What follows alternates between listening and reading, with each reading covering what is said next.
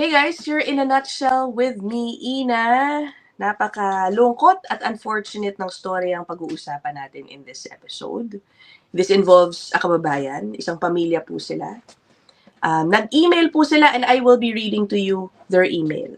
Actually, yung asawa po, si Mister, ang aking kausap. They reached out to me asking for help tungkol po sa kanilang sitwasyon, sa kanilang status. It's not a simple story of a work permit refusal. This is not a simple story of a family falling out of status because of the tighter rules in Canadian immigration. Hindi po ito simple because it literally involves somebody's life. It literally involves somebody's survival.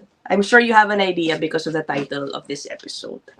Okay, so again, nag-email na po sila sa akin, nakausap ko na po si Hubby, and I've actually asked around, sa mga kaibigan po natin about their situation, and I have referred them to some people na hopefully makatulong po at makapagbigay po sa kanila ng wastong advice para ma-regain, makuha agad yung kanilang status at magkaroon po muli ng access to the critical cancer treatment na kinukuha po kasi ongoing nung misis, at least until they lost status. Okay? Nonetheless, they gave me permission to share their story. Yun nga lang, I will keep them anonymous because I just want to prevent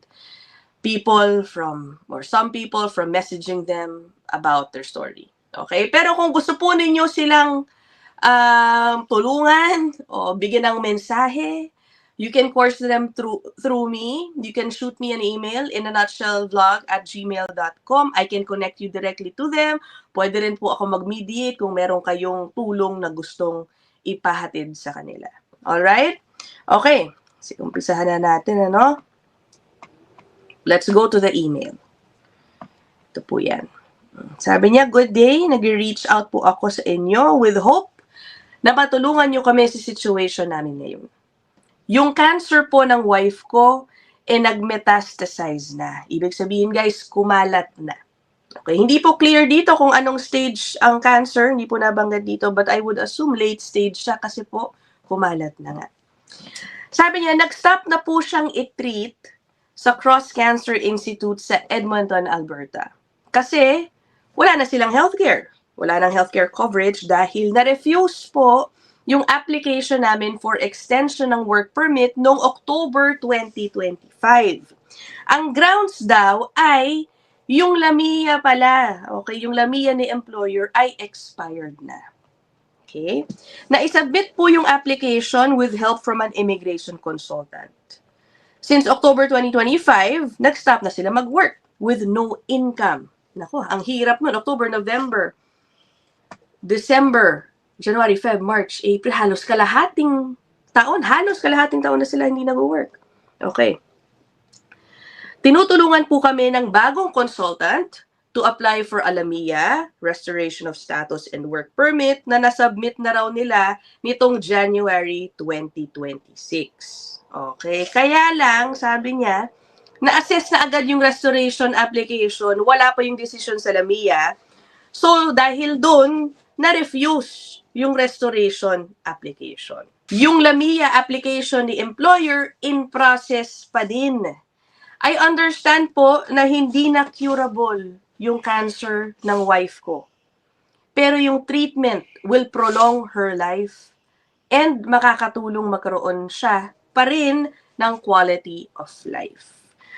Kung maiayos lang po sana yung status namin at magkaroon ulit kami ng access sa healthcare, ay makakatulong ng malaki sa pagpapagamot ng wife ko. Nagbabaka sakali po na matulungan nyo kami. Okay, meron pang part 2 yan. Ito po, sabi niya, we have 2 children. And dumating po kami dito sa Alberta, Canada noong 2019. Same po, yung employer nila mula 2019. Matagal na rin sila doon. Ni-hire din daw kasi nung kanyang employer, yung wife niya, nung 2022 naman, hanggang sa mawala na sila ng status. So I assume yung LAMIA is still with the same employer. Right now, the way I see it, isa sa biggest problems nila, ang tagal i-process yung LAMIA ni employer. Guys, I do not see them asking for a favor na parang i-bend yung rules para sila ay magka-status muli, no? What I sense is, siguro humihingi po sila ng advice kung paano ba mapapabilis yung approval ng NAMIA para umusad ng husto yung kanilang proseso. Kasi after makuha yung LAMIA, kung ma-approve yung LAMIA ni employer, mag-a-apply pa sila ng work permit based on that LAMIA, diba? So it's gonna take a while. They are stuck in the processing backlog in that sense. Okay?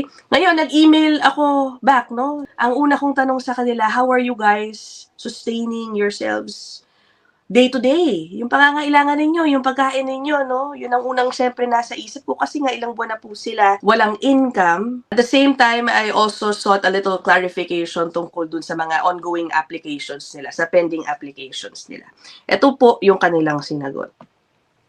Sabi niya, yung daily needs po namin ay naitatawid naman. Blessed po kami ng mga tao sa paligid namin na nagbibigay ng tulong na groceries and para sa pain meds ng kanyang misis. Yung meds lang po, sabi niya, ang nakakatulong para maging functional pa rin si misis. Malaking adjustment po, lalo na sa mga bata kasi somehow controlled ang pagkain namin. Ramdam na mga bata. Yan, yung ganyang sitwasyon. Sa status naman po, ay naghahanap po talaga ako ng way para hindi kami mapauwi sa atin. Hopefully, ma-approve yung LAMIA at sana may paraan pa. Baka po pwede mag-file ng reconsideration. Lumapit na rin daw sila guys sa kanilang MLA. Okay, parang MP yan pero on the local level. Si Miss Peggy, right? Tutulong raw po sila by reaching out sa proper channels at kung sino ang makakatulong sa situation namin. At least ay ma-expedite po yung process. Tapos babalik po sa office naman ng MP kapag may approved LAMIA na at baka makatulong sa pag-file ng reconsideration kasi nga po both refusals ay LAMIA related naman. Nung una po kasi ako lumapit sa MP, ang sabi daw sa kanya, work permit lang daw po ang pwede na lang itulong. Ang advice po ng immigration na huli ay, una, itong first option daw, umuwi ng Pilipinas while waiting sa LAMIA decision. At from the Philippines na raw siya mag-submit ng application for work permit, ito I assume, kapag na-approve na yung LAMIA. Yun nga lang, ito po guys ang kanyang problema, no? Sabi niya, pero Miss Ina, kapag ginawa po namin yun, hindi na makakabalik ang asawa ko dito dahil hindi siya papasa sa medical. Wala pong kalaban-laban sa Pilipinas ang asawa ko. Alam mo, doon ako sa linya na yun, sa totoo lang parang talagang naantig ba ang aking damdamin. Because it's true, guys. Having late-stage cancer in the Philippines, just so costly. Hindi mo lang iisipin yung iyong pagpapagaling, baka lumala pa ang iyong stress at kondisyon dahil dun sa issue ng bayarin. Diba? Sabi niya, isipin ko lang po, isasabog na ang dibdib ko. Okay, so that's the first option na pinresent. Pangalawa daw ay yung temporary resident permit or TRP. Ang sabi niya dito, pero kailangan pa rin daw yung approved LAMIA kapag nag-apply ng TRP. Nag-reach out din po ako sa Edmonton Community Legal Center, hindi pa lang daw nag-call back. I have questions about dun sa sinabi sa number 2 na kailangan daw may LAMIA para makapag-apply for TRP.